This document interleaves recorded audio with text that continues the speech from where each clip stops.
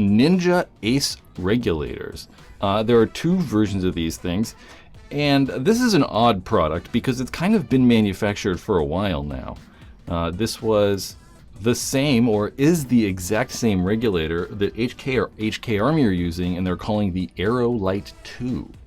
The Aero Light 2 was made by Ninja for HK Army, and now they're just making it for themselves and selling it by itself as the Ninja Ace regulator.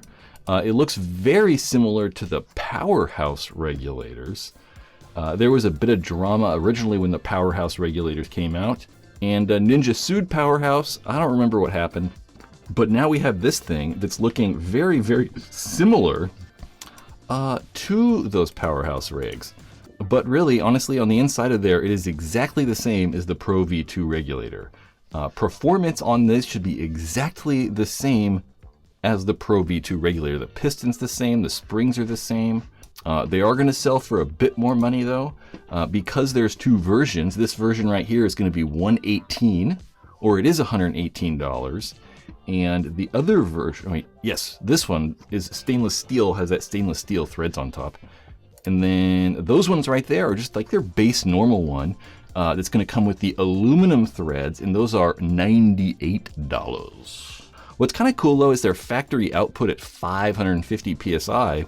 So they're kind of already set at that mid-range pressure that most people are using regulators at. You know, that's what I put all the tanks I've ever used for the Ninja at like 400 to 500, somewhere in there. It isn't really that adjustable though. These are only adjustable from 550 to 750, whereas those previous Pro V2 regulators, you could kind of adjust them all over the place. I think Ninja would say that they don't really go below like 400, but it was pretty easy to run those at about 300, and then you could even get them up to like 1,000 PSI. So they're definitely not as adjustable. And it's just different. It's not really like better or worse. I kind of like how these like threads stay on and the threads are attached. It was, I think, Powerhouse who kind of like started that regulator design. The Powerhouse rigs are also very good though, you know, but they're almost $200 each. I think they're starting at about $180. They're for their newest TKO regulator. I think the 4th or 5th version of the Powerhouse regulators, and they're almost just as adjustable as those Ninja regulators. That price increase doesn't really get you any performance though. The main thing you're getting from that price increase, at least from Powerhouse, is just like very, very, very good build quality. But that doesn't mean that, like, say these Ninja regulators or the Ninja rigs in the past, you know, have had bad build quality. It's just that those, you know, Powerhouse rigs are built very, very well.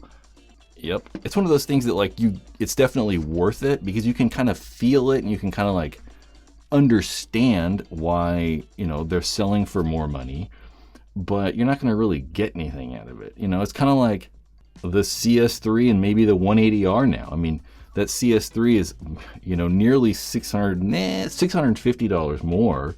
And it's definitely a better gun, but you might not be like getting a ton of value out of spending that extra money. And that's kind of the same with those Powerhouse regulators in my experience. So those things, the new Ninja Ace regulator,